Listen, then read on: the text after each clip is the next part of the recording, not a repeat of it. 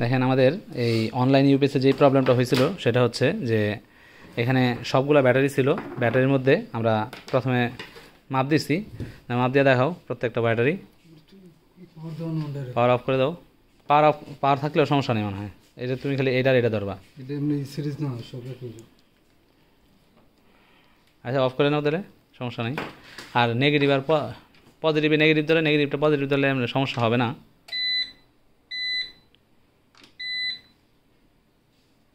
ওকে হয়েছে। এখন আমরা দেখাই যে এখানে ভোল্টেজটা, প্রত্যেকটা ব্যাটারির ভোল্টেজ কত ছিল সেটা আমরা একটু দেখাই।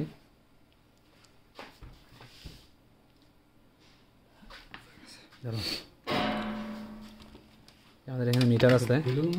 না না তুমি ওইটা ধরো, ওইটা ধরো, সমস্যা নেই।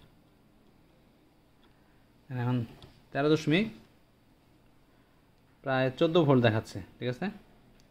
এখন মানে ডাইরেক্ট কারেন্টের অফ, লাইন কি অফ না ডাইরেক্ট লাগানো? অফ। অফ আছে।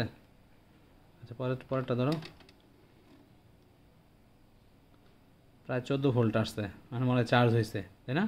এতক্ষণ 12 ভোল্ট ছিল প্রত্যেকটার মধ্যে। তো শুধুমাত্র আমাদের এই যে একটা ব্যাটারি, এই ব্যাটারিটার মধ্যে ব্যাকআপ ছিল হচ্ছে অনলি দেখেন 11.75 বা 70 এরকম।